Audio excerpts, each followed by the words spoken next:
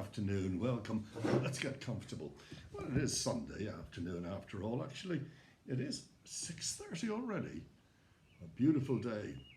I'm not meant to rub your nose in it, but if you want to come down on a holiday, let me tell you, the weather has been glorious. Sometimes we need a bit of rain.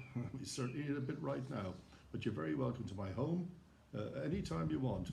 On screen, that is. Anyway, here on the terrace, beautiful warm evening.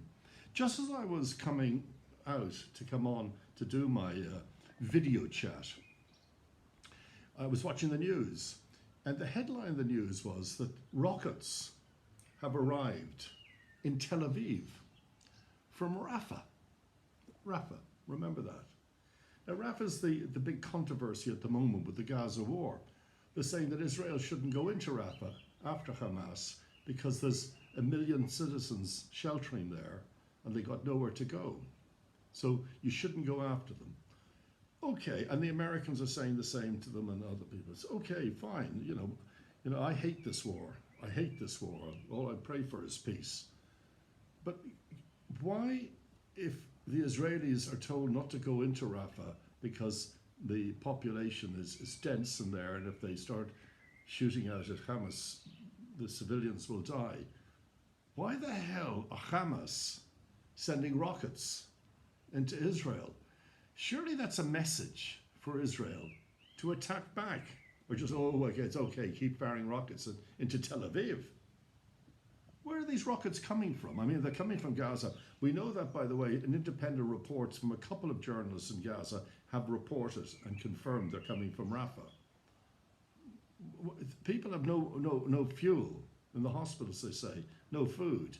And yet, these terrorists, Hamas, can find rockets to fire all the way into Tel Aviv, and Israel shouldn't go in there to find these guys that are firing the rockets, threatening the population of Israel? Is that what people are thinking? Anyway, it's just the headlines as I came out here this evening, and I thought, well, I'll just give it a little talk here. Let me just move away from that subject and talk about something I've been writing on social media this morning, got a response to it, is the trans society. Now, I only came across, not only come across trans society, of course I know about trans society, but I came across this article in the, it was a video on YouTube of Piers Morgan's show, and he was discussing this whole trans thing. And now I just want to put one thing. Whatever you want to be, whether you want to be a man or a woman, you want to dress like a woman, whatever you want to do, that's your business. It's no one else's business.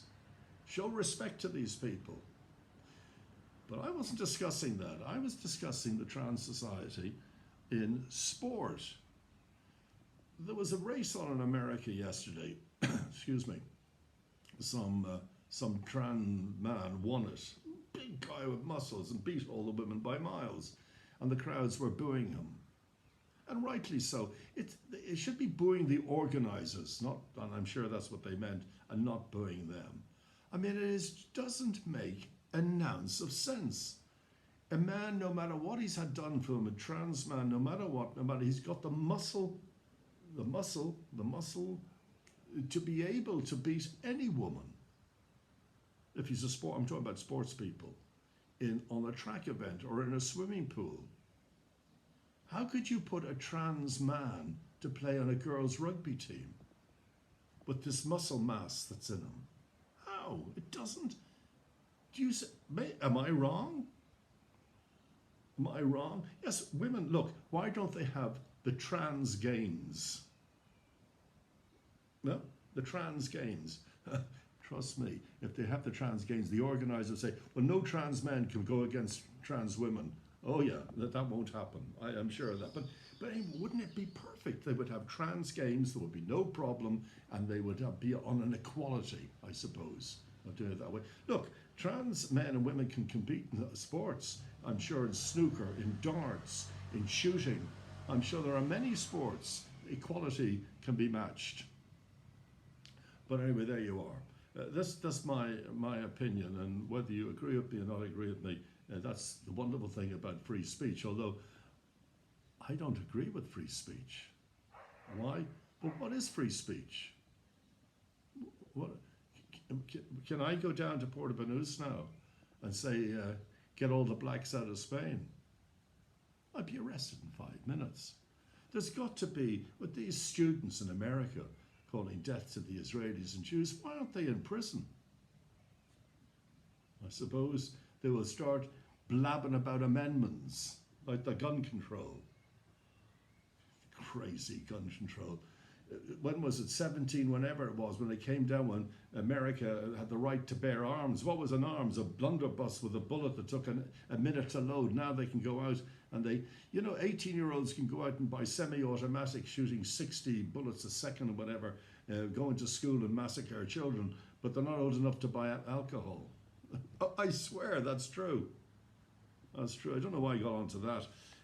But I want to oh yes, and of course you're into election fever now in England. Hello, England, you're into election fever. And I like this, Rishi has come up with a bombshell plan to bring back national service. I think it's a bloody good idea. Let these thugs off the streets and knifing people and beating up policemen and all, get them out there, do some national service, turn them into men. Or women, sorry. Anyway, this is little bits of news I caught on the way out.